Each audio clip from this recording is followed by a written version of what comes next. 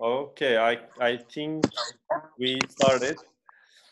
Yeah. Hello everyone. Today I have a very special guest, Judy. She can Hi, speak. everyone. She can Hi. speak 5 different languages, right? Yeah. Different languages, and 4 of them in native speaking level, right? Oh, yeah. Yeah, it's incredible. We met in Chiang Mai. It was it was speaking different languages event or something like that, and then I invite her to join Nomad Summit, and yeah, Oh, yeah. Yeah. yep. So first of all, how is going on in South Korea? I think it's getting what happened. Okay, I think it's getting normal in South Korea. Can you give us an update about your coronavirus situation in your country, and Yeah. how did they overcome? How did the government overcome this situation? Okay, so the coronavirus is getting better in Korea. I think it was a very serious issue like 2 months ago and a month ago, but now it's getting way better. And the government, I think they're planning on announcing that we will be going back to our daily lives starting from the end of April and the beginning of May. Mhm. And the government has dealt pretty well, handled the situation, I think, pretty well. Mhm. And according to many foreign press, they have been saying that Korea has done a very good job on it. And I do agree that we have wisely took advantage of technology in observing how people are, doing, how people are doing their self-quarantines. Yes, in that aspect, I think the government has handled the situation very well. But there is a controversy whether, the government should have closed its borders sooner or not. But yeah, generally speaking, I would say the government. Okay. Yeah. And Yeah. and I read a comment in Reddit. Someone says South Korea laughing the world. South Korea, what? South Korea laughing to the world because your country solved that problem very very quickly. So it's Yeah. good to know that. Yeah. There's only like 20 cases, confirmed cases today, I've heard. So that's a big, reduction in number. And I think it means a lot to our country. Yep. So that's good to know. And so let's talk about you and your career. How could you learn, 5 languages, and what are you doing for a living? Can you a little bit talk about your story? Yeah. So first of all, my name is Judy. Judy is my English name, and my Korean name is Song은, and it's very difficult to pronounce. So I just go with Judy. And I'm actually a student. I'm a master's student in interpretation and translation. So interpretation is translating what's being said orally. So when someone speaks and somebody interprets, that means someone's translating your verbal words. Yeah. And translating is changing the language in written form. So I'm learning those two techniques in graduate school right now. So I wouldn't say I'm a full-time worker since I'm a full-time student. But since my freshman year in college, I started working part-time, and I've been doing that for around 6 years now. I Because mean, yeah, I started when I was let me cut here. yeah. I mean, your how can I say, your expertise is about like someone in conferences, someone needs to translation, so they are getting earphones and you are speaking to them, right? Oh yeah. So Yeah. well, it's not AirPods, headphones I mean actually. headphones. It's sorry about my No. I sorry mean, about it's my better if you vocabulary. have AirPods. AirPods are expensive, so they can't afford that probably. So okay, so there is a difference between interpretation and conference interpretation. So what conference interpretation is consecutive interpretation is you go next to the speaker and interpret after maybe 4 or 5 minutes of speech. But conference interpreting is you go to the back of the conference room and you sit at a booth and then you talk on the microphone while you listen to what the speaker says. So it's called simultaneous interpreting. So as you hear, you have to process that in your head and then speak in the microphone. So it's a very hard thing. It's a very hard job, and it requires a lot of work and studying. So yeah, that's what I'm doing in grad school right now. Oh my God, so impressive. Thank So, you. how did you? How did you? Discover your abilities. Like, how did you do that? How did you started to learn, and then go on? Yeah. How did I discover my ability? You have to go back in time to when I was 5, when I was a little kid. So I used to play the piano. I started playing when I was 5, and one day I walked up to the piano and started playing the song that I had listened to on the television. And then my mom asked, "Did you learn that with your piano teacher?" And I said, "No." And I said, "I can play it. I can play any song that I hear." So I found out that I have perfect pitch and I can play whatever song I listen to just automatically on the piano. Wow. So at that time, my piano teacher said, you should go to a classic piano school and become a pianist. And my mom thought that was a very risky career path, and she wanted me to study to have a wider choice of careers. And so I went to school, I went to primary school, and when I was 8, I started learning English. I started learning English at a small academy that was right in front of my house. And it was a very big pleasure for me to learn another language. That was the first language that I learned aside from my mother tongue, Korean. And I had a lot of fun. I had lots of fun and joy while learning English. So I did all my homework from my academy. I was always listening to the radio, and I was in love with English. Yeah. And then I told my mom, I want to have some experiences abroad. And I was only like 12 at that time, but I really wanted to go to an English-speaking country. And then my mom said, my mom's very supportive of me. She's always been supportive of everything I do. So she's like, yeah, if you want to go, I'll send you. And I went to Canada, Vancouver for a year. Yeah, and in Canada, I went to a public school for a year.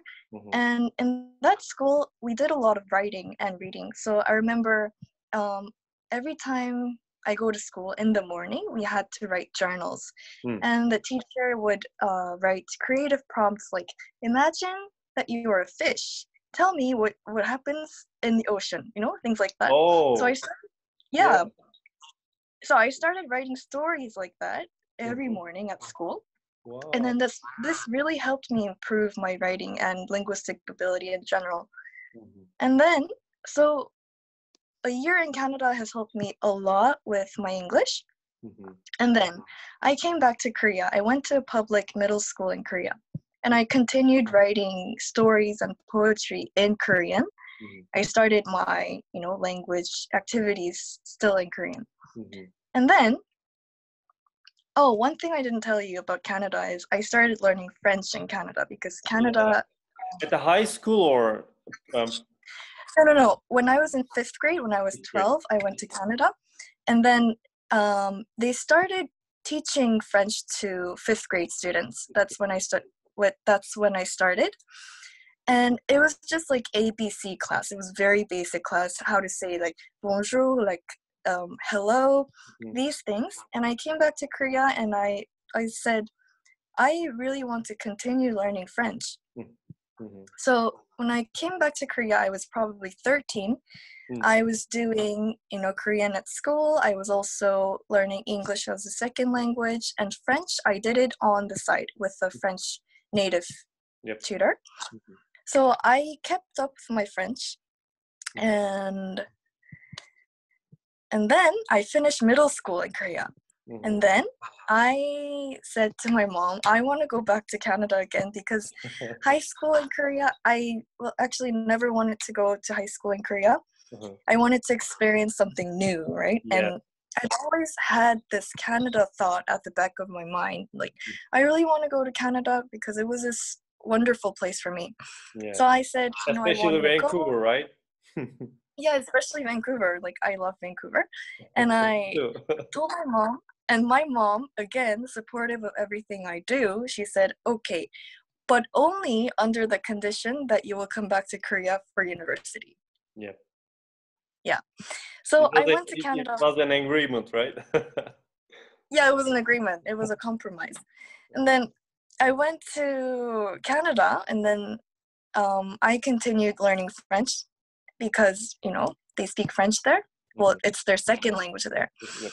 And actually, I figured out that I'm better at French than all the Canadian students because I've Wow. been working very hard on it in Korea. So Oh my. there, Because I of felt like, your culture, right? I mean, I know yeah, Korean people really hard work, especially students, right? yeah. Part of the Korean culture is that everyone studies very hard. So I'm also influenced by that culture. So I always think that I should be a good student. I should, Number one. listen to You should be teachers. Yeah, I mean, that's always in my mind to yeah, excel in school, in academics. I like that. So yeah, I mean, it's a very Korean mindset, but I don't think I mean, it's a good thing. good. It's good. Yeah, it's good. There's nothing bad about it, but Yeah. it can get competitive at times, but generally it's a good thing. So I went back to Canada and figured out that, I was better in French than anyone, and I loved just writing in English and learning different languages. So I came back to Korea for university, and I was applying to all these universities, and I was thinking, oh, which major should I go to?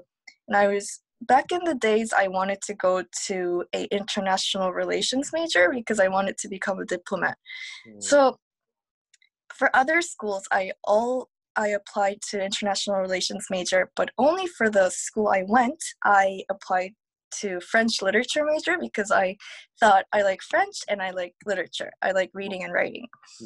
And then I got accepted to that school, and that school is the best school in Korea, people say. So I just chose to go to that school and ended up majoring in French literature.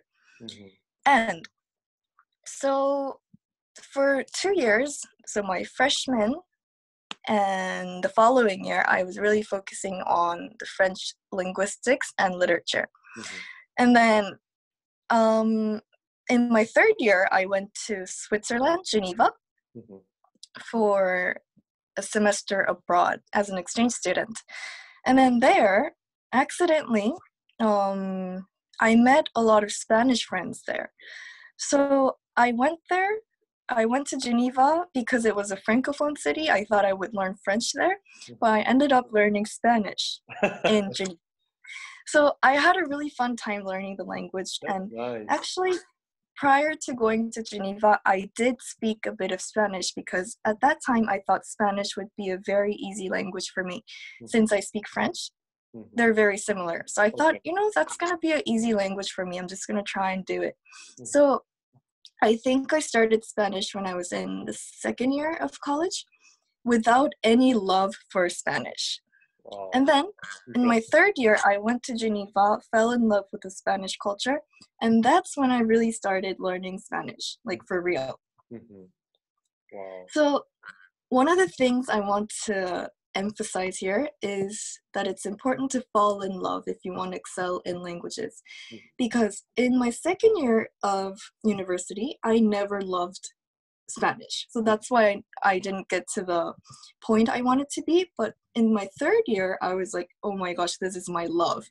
And then from that moment, I was very, very driven and I became good at it. So I finished my third year like that. And then fourth year, I came back to Korea. And then I declared my double major in Hispanic literature. Hispanic literature refers to studying literature and linguistics of Spanish-speaking countries. So not only Spain, but also Latin America and Central America. So that's how I ended up majoring in French and Hispanic literature. So by the time I graduated, I had my 4 languages, straight. And then, one thing I didn't tell you is I started learning Chinese when I was 10. 10. I started when I was 10 because, Chinese is a similar, probably more similar to Korean than to other languages. So my mom thought, you know what, China is going to be the superpower in the next 10 or 20 years, and you should learn Chinese. So she actually made me learn Chinese.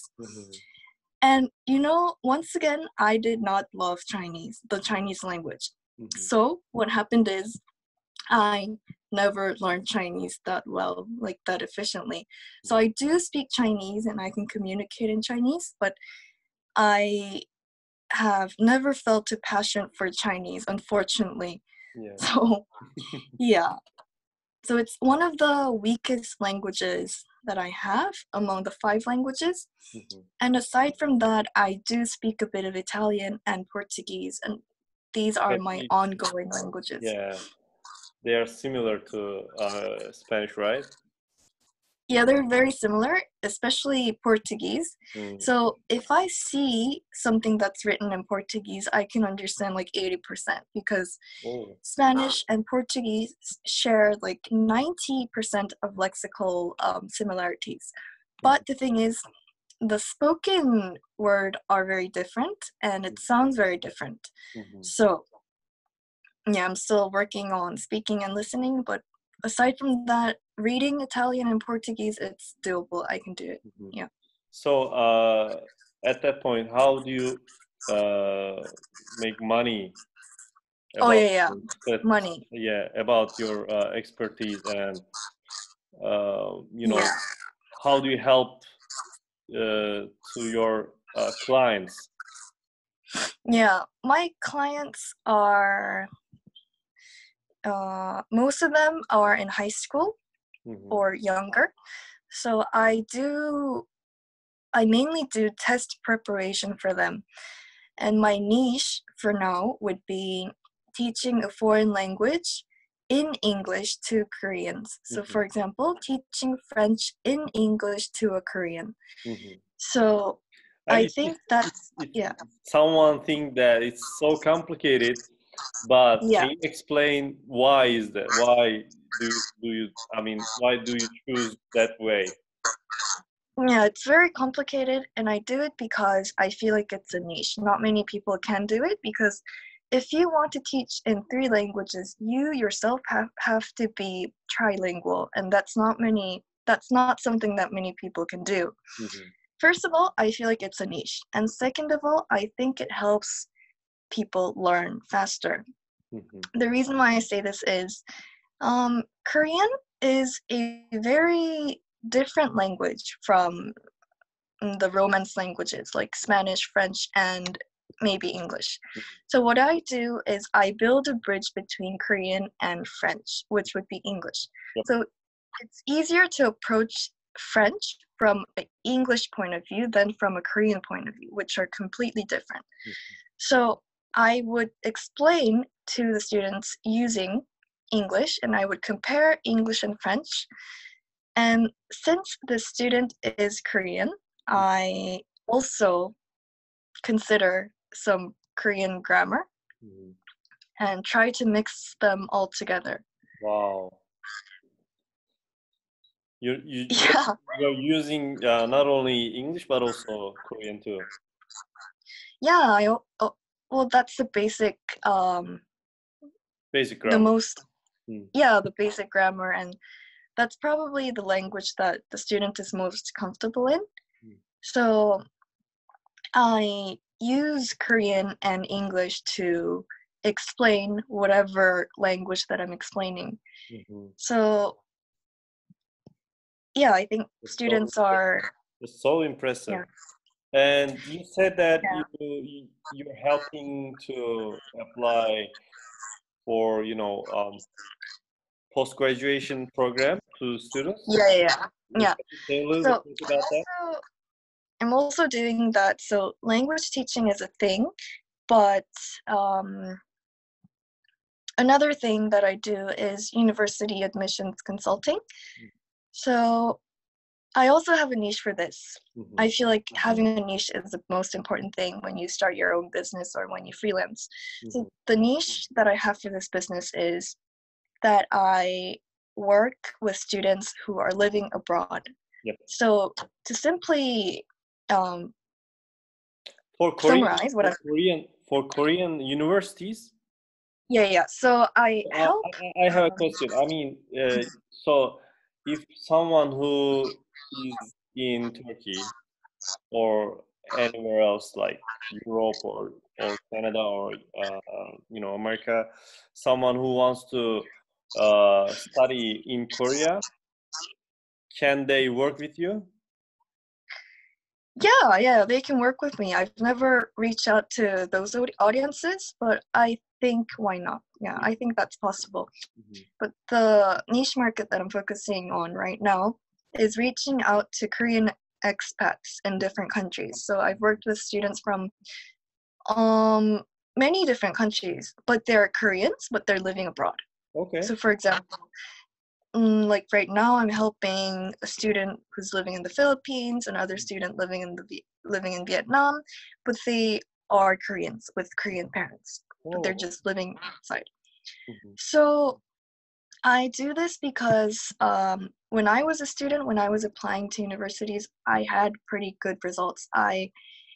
In Korea, you can only apply to 6 universities, and I got accepted to all of them, to 6 universities. So I mean, I use it on my resume. I say like I was accepted to all the schools and I went to the top school, so I can bring your kid to the top school. That's what I say. Yeah. So yeah, so it works with Koreans because they kind of think that they know how difficult it is to get accepted to all those universities. So yeah, that's what I'm doing. So that's probably the main source of income for me right now. Let's say someone who wants to go to Korean university, who is an international student. Korean government provide any scholarship for them? Yes, the Korean government actually offers a lot of scholarship to foreign students, and most of the foreign students that I know of, they have been beneficiaries of those kind of support. So what type of support, like dormitory, or I don't know, like they're giving money to for expenses or something like that? Yeah, I'm not sure, but I think they help with the tuition. There's tuition scholarship, and when they settle in Korea, they get some kind of financial aid, but it depends on the school and also on the location and region. So I can't tell you for sure. There needs to be research. But yes, the Korean government is actually reaching out to a lot of international students, because if a university has a lot of international students, the school's ranking goes up, because one of the important factors that they take into account when they evaluate a school is how many foreign students you have. Yeah. Yeah. That makes And, sense. yeah, and I feel like many people are interested in Korea. They want to come to Korea to learn Korean or just go to a Korean university. So that's a potential market that I want to reach out to in the future. But I haven't been doing that for now. Yeah. Yeah. It's so good opportunity to join, Korean study system. I mean, education system, because I know that Yeah. uh, Korea use a lot of technological things, like, so it's so important to join, I think. Yeah, I mean, coming to Korea I think it's a very good option for all the students out there because K-pop is a huge thing, K-pop, K-drama, and learning the Korean language also has become very popular. So if you come to Korea, you can experience all that. And on top of the culture, a lot of Korean universities offer the best education because, as we've talked about before, Korea is very competitive in terms of studying and learning. So you will learn a lot in college. But if you don't want to study, Korea is probably not the place to come to. But if you want to learn and if you want to grow, then Korea is the right place for you. Yeah, because it's not cheap, right? Oh yeah, it's not cheap. Yeah, Yeah. totally right.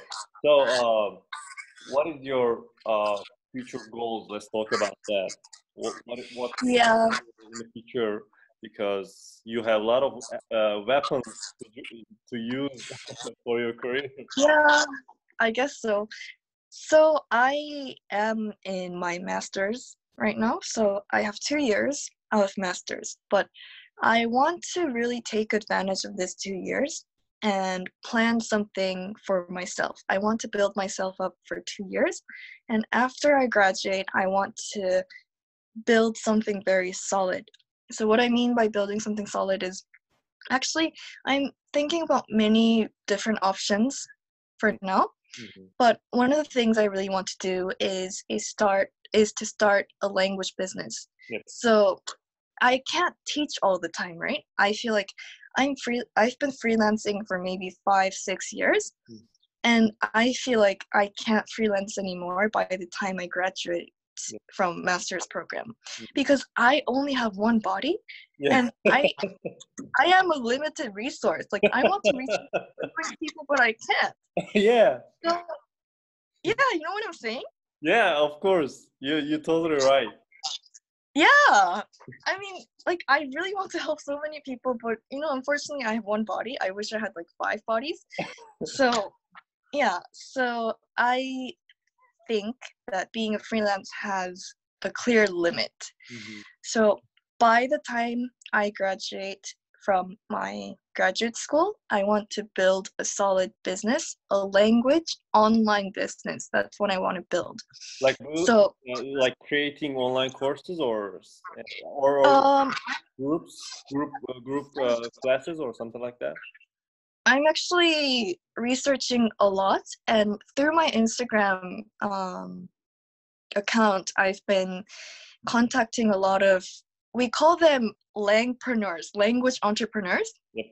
I've reached out to a lot of them, and I might be doing online courses, but I haven't thought of the specific plan. But I can do online courses, and I can also make materials and sell them. And I think group lessons has also some limits. Yeah, totally right. So I think I have to hire people if I do start my business, but I am sure that I want to make it a completely online business that allows my mobility. So I would be able to, that allows me to move around and, be in different places in the world. So a language related business and a online business, that's what I want to build. Why do you want to go on online? Because I want the freedom to explore the world, like, Yeah, you want like to travel, digital right? nomad. Yeah, I want to travel and I want independence, time and location independence. So That's if I why. build everything, yeah, Yeah, that's why yeah, we met somehow somewhere in Chiang Mai. yeah, that's exactly how we met in a digital nomad conference. But Yeah. anyways, what I really want in life is independence and freedom. Mhm. And location and time independence are probably one of the most important things I consider when I look at a job. So I've got 2 years. I got 2 years to build my business, Mhm. and after 2 years, that's going to be the start of my, something.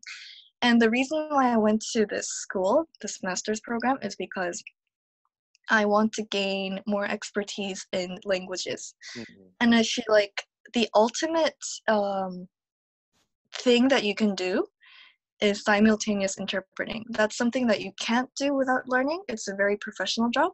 So I feel like, okay, if I become a conference interpreter, I can have a better understanding of the language business and people are going to recognize me as a language expert. That's what I thought. So I need this master's degree.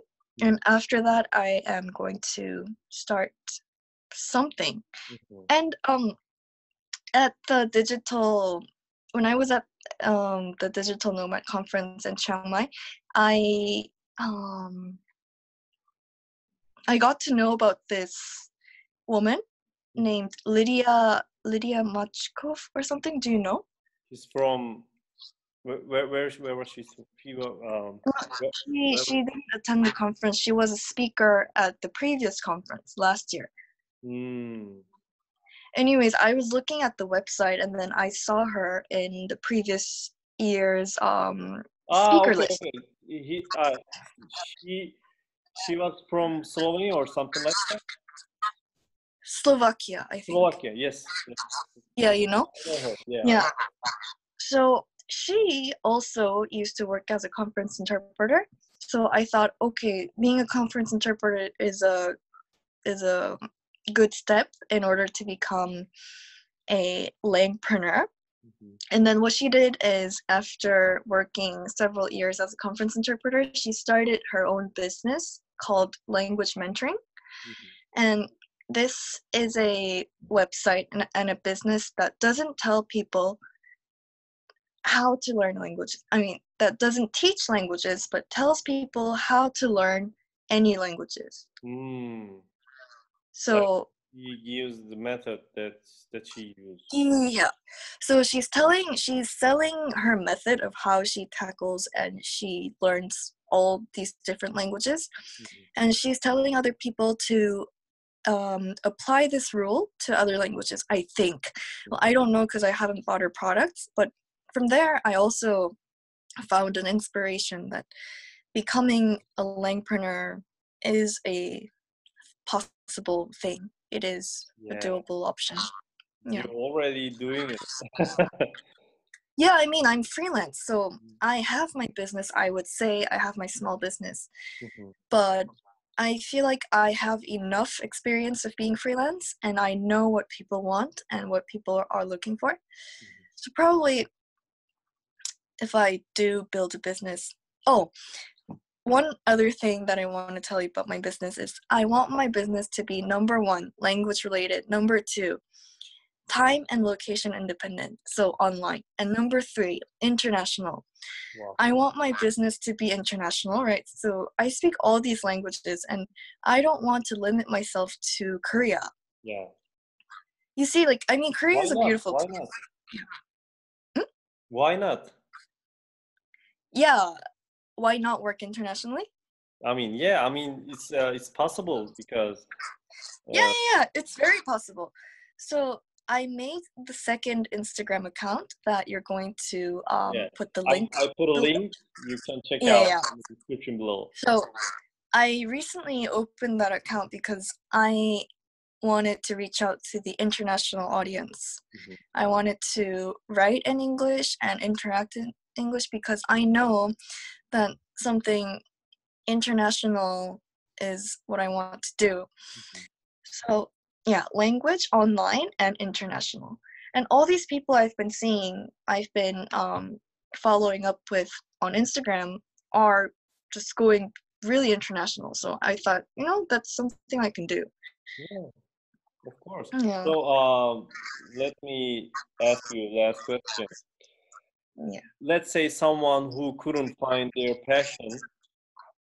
Yeah. What do you want to say them? Because you say just one word. It's so important. Maybe you can point out that word, or you can give some advice to them. Oh, so how to find your passion? Yeah. How to? I mean, you said I love, and then things Yeah. weren't easy. So Yeah. can you a little bit talk about about it? Yeah. So first of all, if you want to be good at something, you have to fall in love. So for me, that was languages. I knew it ever since I was young. But if you are struggling with finding a passion in life, I feel like you need to experience and go out into the world and do as many things as possible. What I mean here is if you just sit around in your room and do nothing, you're never going to find your passion. I mean, you have to interact with people, meet people, talk to them, get inspired, read books, walk around, travel, discover the world, and then you're going to find out, okay, this is maybe something that I want to do, or maybe I hate that. I never want to do that in my life. So you need to have that learning process. You need to learn about yourself. We call this self-knowledge. So you need to build self-knowledge. And then I do not think that there would be anyone who can't find their passion after all these experiences. Yeah, I totally agree. Whether it's reading or going around, traveling, it doesn't matter. But sitting in the room and Yeah. I mean, trying to take from the universe, it's impossible. Yeah, it's impossible. Yeah. Thank you for joining me. I'm so Thank you. happy with you, and I hope it's reach my subscribers, and I hope someone decided to do something or change their life with your expertise or your story. I put your Yeah. YouTube channel link and then Instagram Yeah. link below. If Yeah. someone who needs your expertise or services, they will contact with you. I hope. Yeah. Yeah. Thank you so much for having me. Thank you for joining me. See you. Okay. Bye-bye. Bye. Do I leave?